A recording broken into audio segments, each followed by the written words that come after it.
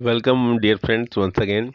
तो आज बहुत ही इंटरेस्टिंग हम गेम के साथ कुछ इकोनॉमिक्स की चर्चा करेंगे, क्योंकि बिना इकोनॉमी के कुछ भी संभव नहीं है। आप गेम को एंजॉय करते रहिए। और आज हम सेंट्रल बैंक के ऊपर और उसके फंक्शन के ऊपर इम्पॉर्टेंट पॉइंट्स को रीड आउट करेंगे। तो आप लोग गेम को एंजॉय कर रहे होंगे, मुझे उम्मीद है। गेम देखिए, एंजॉय कीजिए। दो प्लेयर्स आपस में बाजियाँ उनकी चल रही हैं और अब हमारी चाल शुरू होगी। Central bank and it's functions. The central bank is the apex institution. कैसा इंस्टीट्यूशन है भाई? एपेक्स, सबसे बड़का, सबसे ऊपर।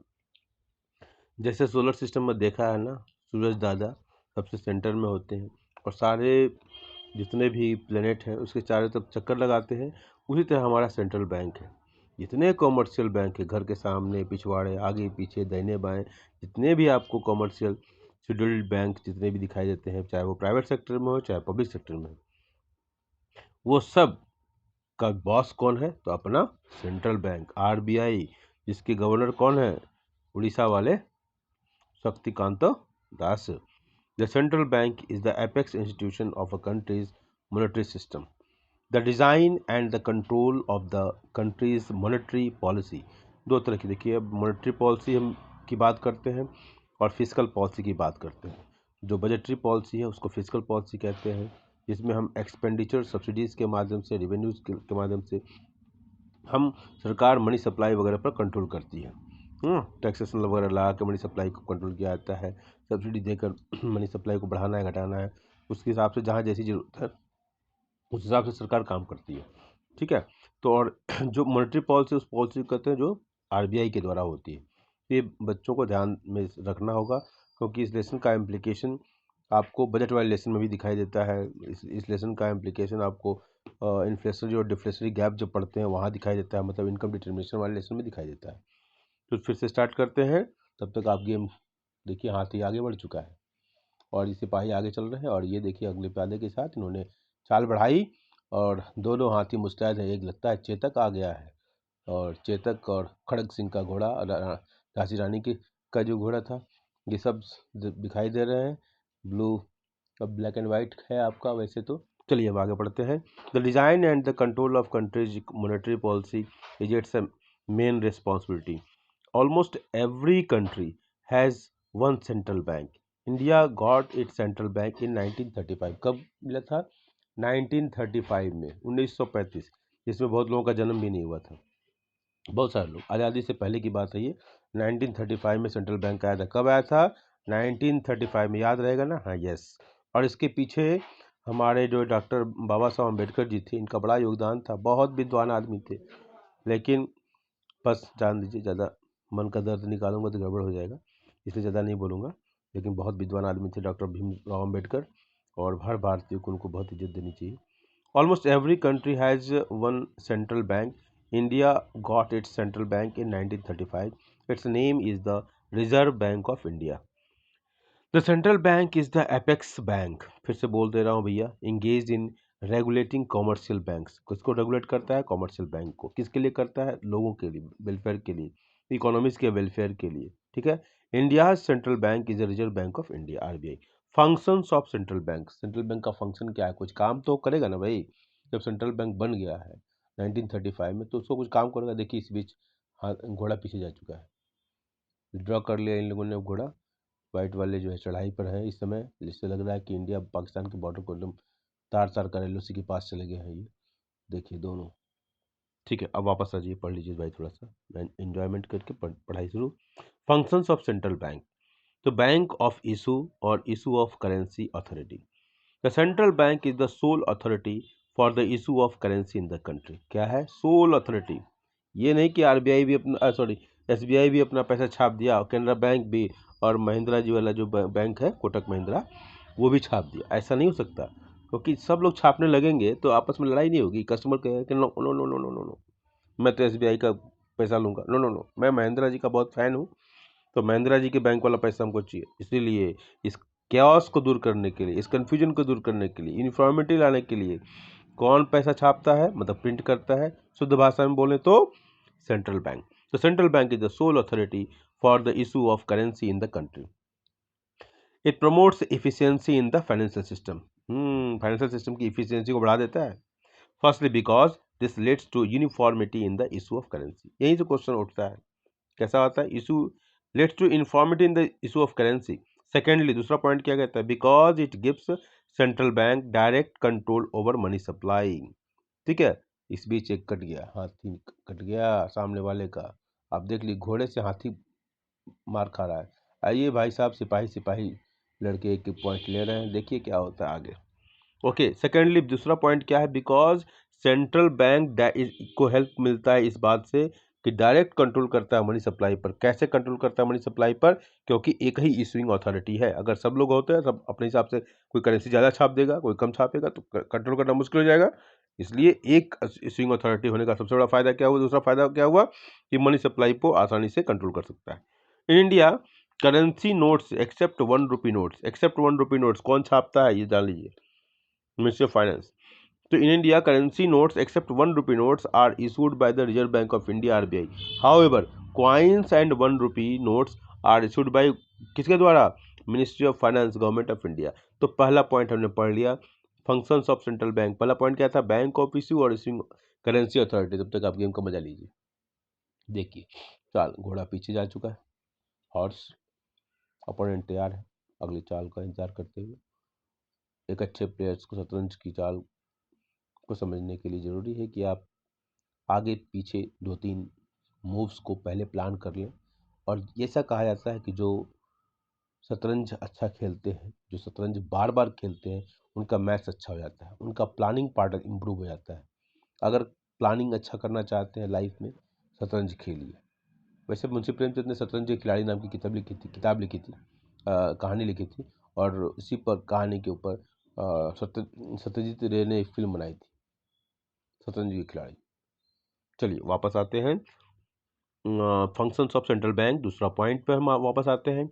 पहला पॉइंट था बैंक ऑफ इशू और इशू ऑफ करेंसी अथॉरिटी. दूसरा पॉइंट है गवर्नमेंट्स बैंक और agent and advisor. Government's bank, agent, government का बैंक है ये, ध्यान रखिएगा. कस्टमर का बैंक एसबीआई, कस्टमर का बैंक केनरा बैंक, कस्टमर का bank Kotak Mahindra bank, customer का बैंक यूबीआई. गवर्नमेंट का बैंक कौन है? आरबीआई. ठीक है. तो गवर्नमेंट्स बैंक है आरबीआई. फिर क्या है? गवर्नमेंट एजेंट के रूप में काम करता है एंड एडवाइजर के रूप में. भैया सरकार को भी सुझाव देने वाला कोई चाहिए ना कि मनी सप्लाई कितना रखना है, नहीं. पूरे कोविड में आप देख लिए हैं, जितना आरबीआई एक्टिव था उतना कोई और इंस्टीट्यूशन उतना एक्टिव नहीं था. पैसा कैसे मैनेज करना है सबके बस की बात नहीं, इकोनॉमी की बात है. तो इकोनॉमी के लिए आरबीआई सोचता है. चलिए, तो government's bank agent and advisor. The central bank acts as a banker to the government, both central as well as state government, दोनों के लिए काम करता है. सेंट्रल बैंक के लिए भी, स्टेट बैंक के लिए भी. Central bank and state bank दोनों के लिए काम करता है. पहला पॉइंट है, it carries out all the banking business of the government as the banker to the government. ठीक है. The central bank accept receipt and makes payment for the government and carries out exchange, remittances and other banking operations. ठीक है, ये point याद रखेंगे. It carries out all the banking business of the government. ठीक है. As the banker to the government, the central bank accept receipt and makes payments for the government and carries out exchange, remittances and other banking operations. ठीक है. तो it carries out all the banking business of the government as the banker to the government. ठीक है. and the central bank accepts receipts and makes payment for the government and carries out exchange, remittances and other banking operations. तो ये पहला point था हमारा. दूसरा point क्या कहता है कि central bank also provides short term credit, मतलब loans, to the government so that the government can meet any shortfalls in receipts over disbursements. The government borrows money by selling treasury bills to the central bank. ठीक है. Government क्या करती है? Borrow money by selling treasury bills to the central bank. Treasury bills जो होती है central bank को cell करती है, जिससे उसको पैसे मिलते हैं.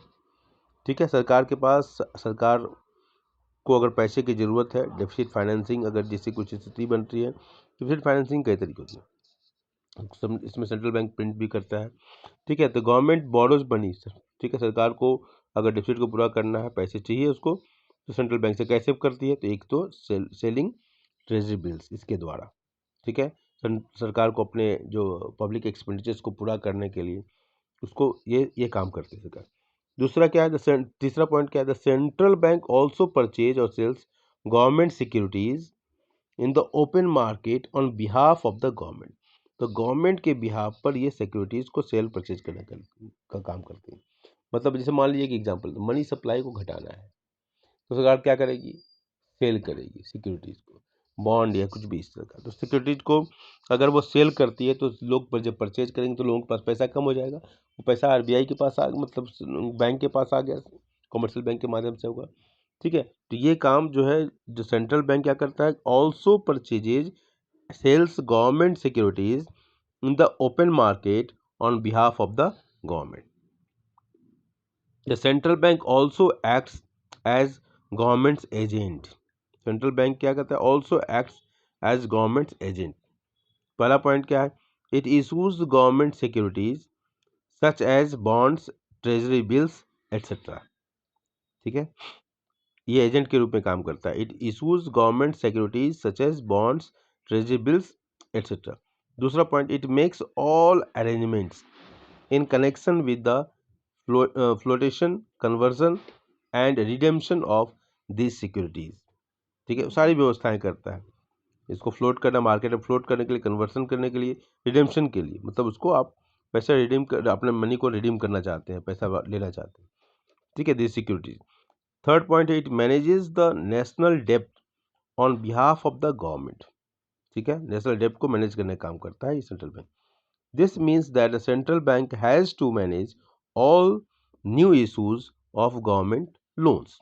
Okay, the central bank also acts as the government's financial advisor. बहुत ही इंपॉर्टेंट पॉइंट है।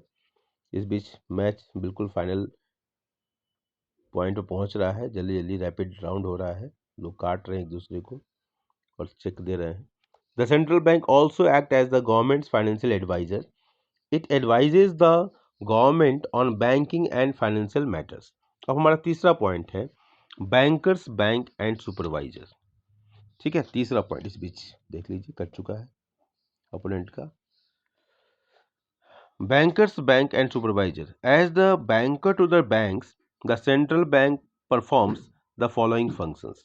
The central bank accepts the deposits from commercial banks and also advances loans to them as and when required. The central bank maintains reserves of all commercial banks and utilizes it to settle interbank claims. The banks are required to deposit a stipulated ratio of their net total liabilities, net total liabilities, CRR, ठीक है, जिसको जमा करता है। The banks are required to deposit a stipulated ratio of their net total liabilities. Liabilities इसलिए कि जो पैसा हम जमा करते हैं डिमांड डिपॉजिट्स के रूप में, वो बैंक को लौटाना पड़ता है जब भी वो कस्टमर डिमांड करेगा, इसलिए लाइबिलिटीज होती है, इसलिए इस टर्म को याद रखें। Net total liabilities with the central bank, central bank पर जब टोटल डिपॉजिट्स का जो हिस्सा नेट जो टोटल लाइबिलिटीज है, वो जो सेंट्रल बैंक के साथ जमा करते हैं कमर्शियल बैंक, वो सीआरआर होता है। जो अपने पास रखते हैं वो एसएलआर होता है। The purpose of this stipulation is to use these reserves as an instrument of monetary and credit control। ठीक है, ऐसा इसलिए किया जाता है कि ये एक इंस्ट्रूमेंट बन जाता है, ठीक है, उसके द्वारा वो क्रेडिट कंट्रोल, मतलब सीआरआर को अगर बढ़ा दें तो कॉमर्शियल बैंक को अपना ज़्यादा पैसा आरबीआई में जमा करना पड़ेगा, जिससे कि कॉमर्शियल बैंक लोन देने में अक्षम हो जाएंगे, मतलब मनी सप्लाई पर कंट्रोल हो जाएगा। इस तरीके से घटा देंगे तो उसका उल्टा हो जाएगा। In addition to this, the bank holds excess reserves with the central bank to meet any clearing drains due to settlement with other bank or net withdrawals by their actual holders. The pool of funds with the central bank serves as a secure from which it can make advances to banks temporarily in need of funds. Next point, being the supreme authority of the banking system, it acts as the lender of the last resort और financier of the last resort. ये बहुत ही important point है, ठीक है। ये जो supreme authority है banking system का, इसलिए lender of the last resort, मतलब कहीं से कोई हेल्प नहीं बैंक को मिल रही है, कमर्शियल बैंक को, तो ये आरबीआई ही एकमात्र साधन है जिसको बचा सकता है।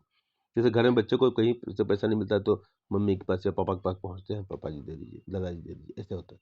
इस तरह it refers to the role of the central bank RBI of being ready to lend to banks, especially when a bank is faced with the unanticipated severe financial crisis, and due to this the central bank is said to be the lender of the last resort. If the central bank refuses to extend this help, there is no option for the bank but to shut down, जैसे अभी माल्या जी लोगों ने किया, या science city Lucknow में जो है राशिद नसीम इतने सारे पैसे लेके चले गए, हालांकि वो तो रियल एस्टेट का घोटाला किया राशिद नसीम ने, भाग जाते हैं यहाँ लोग घोटाला करके, गल्फ कंट्रीज भाग जाते हैं। तो इस तरह से मोदी वो नीरव मोदी ने किया, या वो राशिद नसीम या मल्लानी ने किया, तो ऐसे करके बहुत सारे, तो इससे बैंक का बहुत नुकसान हो जाता है। राशिद नसीम का हालांकि केस थोड़ा अलग है, वो बैंकिंग स्कैम नहीं था, लेकिन माल्या और नीरव मोदी का तो था ही। It also forwards short term credit to the commercial banks against approved securities. It also forwards short-term credit to the commercial banks against approved securities. ठीक है, कॉमर्शियल बैंक को भी हेल्प करता है, सिक्योरिटीज के अगेंस्ट में लोन देता है।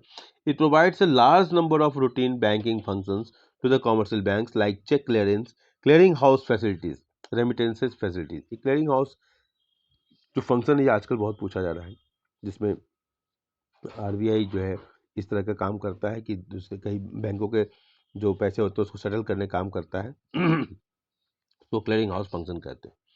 It is in its supervisory regulatory role, the central bank regulates and supervises routine functioning of the banks.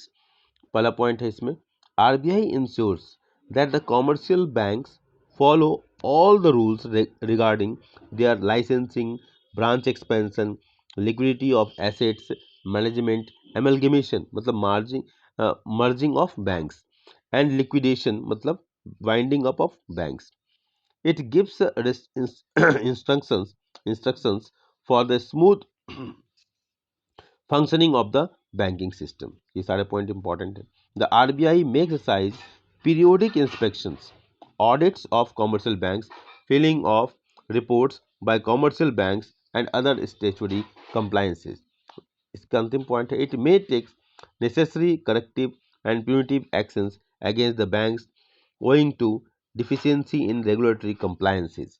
और लास्ट पॉइंट है controller of credit. Okay, last but not second last point, controller of credit. The primary objectives of credit control is to remove causes responsible for instability in price fluctuation, which in turn are related to the supply of money. By controlling credit, the central bank can exercise an effective control over economic activity and mobilizes it in the desired direction. The central bank regulates the volume and use of credit by using quantitative and qualitative tools. अब इसके पास क्या tools है? Quantitative tools में the control the extent of money supply by changing the cash reserve ratio CRR, statutory liquidity ratio SLR, bank rate, repo rate, reverse repo rate, और through open market operation OMO to be discuss later. Okay, उसको बाद में discuss करेंगे। Qualitative tools क्या है? It includes persuasion by the central bank in order to make banks discourage or encourage lending, which is done through margin requirements, that is moral suasion. Last point है हमारा foreign exchange management. The central bank is the custodian of the foreign exchange reserves of the economy. In India, the RBI manages and controls the foreign exchange reserves of India. The RBI intervenes in the foreign exchange market to stabilize the value of Indian rupee against other major currencies. By maintaining a stable exchange rate, RBI supports international trade and investment. बहुत अच्छा point है, which in turn contributes to overall economic growth.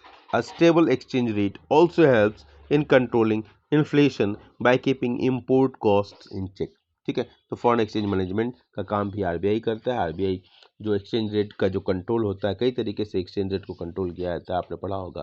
Floating exchange rate system होता है, flexible exchange rate system होता है, manage floating exchange rate system होता है, जिसको डर्टी फ्लोटिंग भी कहते हैं, क्योंकि उसमें इंटरवीन करता है और गवर्नमेंट इंटरवीन करती है एक्सचेंज रेट को कंट्रोल करने के लिए। तो अब यहाँ पर देखिए फॉरेन एक्सचेंज रेट, जहाँ आरबीआई का जो फंक्शन है, वहाँ भी ये मतलब foreign exchange balance of payment से संबंधित रिलेशन में भी इसकी ज़रूरत पड़ती है।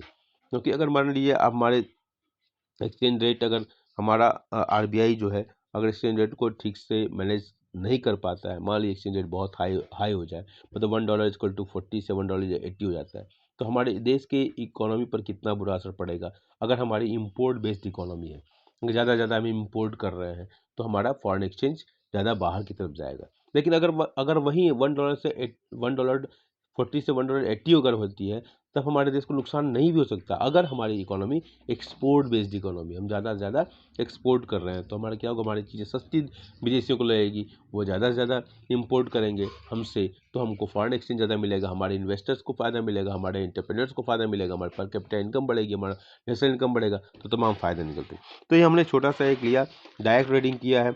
आपको गुस्सा भी आया होगा अगर मैंने कहीं समझाया नहीं है तो, क्योंकि मैं इससे पहले समझा चुका हूँ। चलिए 5 पॉइंट हमने बताया, एक बार पॉइंट बुलेट पॉइंट्स को मैं फिर पढ़ देता हूँ। फंक्शंस ऑफ सेंट्रल बैंक, पहला पॉइंट है bank of issue of currency authority. दूसरा पॉइंट है government's bank, agents and advisor. तीसरा पॉइंट है बैंकर्स बैंक एंड सुपरवाइजर। चौथा पॉइंट है कंट्रोलर ऑफ क्रेडिट एंड पांचवा पॉइंट है फॉरेन एक्सचेंज मैनेजमेंट। तो इसके साथ ही हम इस पॉइंट इसको खत्म करते हैं। आप गेम्स का आनंद ले रहे हैं, ठीक है, तो आनंद लेते रहिए। Thank you.